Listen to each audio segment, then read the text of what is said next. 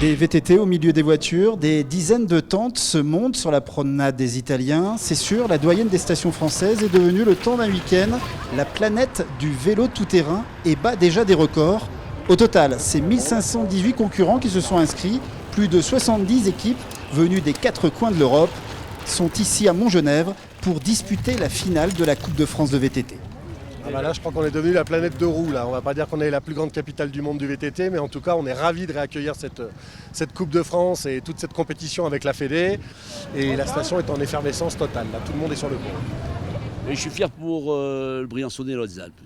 Je suis heureux pour l'équipe municipale et l'équipe des techniciens qui, depuis maintenant 6 à 7 mois, travaillent pour bien accueillir nos visiteurs parce qu'au-delà du coureur, il y a les accompagnateurs, au-delà des accompagnateurs, il y a les teams, au-delà des teams, il y a les managers. Et la perspective des sélections pré-olympiques est un atout supplémentaire pour cette compétition et en explique vraisemblablement l'engouement que nous enregistrons aujourd'hui et qui nous remplit bien évidemment de satisfaction. Pour la Fédération française de VTT, cette finale est un grand rendez-vous, une rampe de lancement pour les prochains JO. Clairement, les gens sont là en phase de préparation.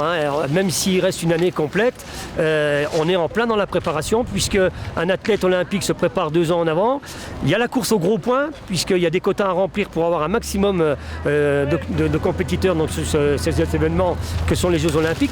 Donc tout le monde, c'est la course au point pour toutes les nations. Donc tout le monde vient chercher des gros points.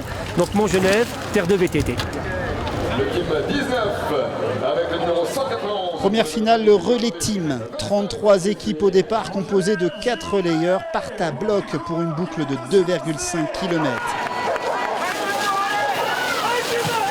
Avec quelques pentes sur un sol détrempé par la pluie. En moyenne, c'est une dizaine de minutes d'effort intense pour les meilleurs.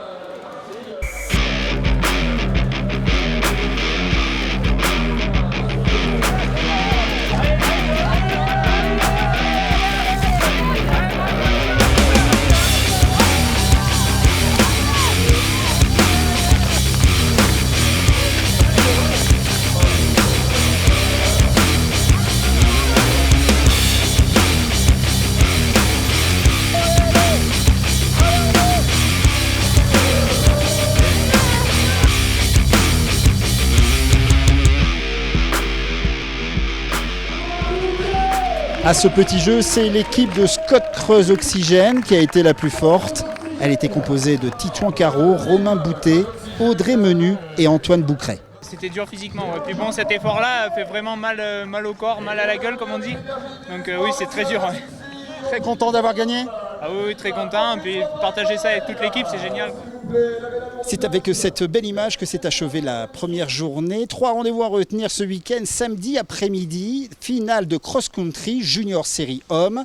Dimanche, en tout début d'après-midi, la finale de descente, très impressionnante.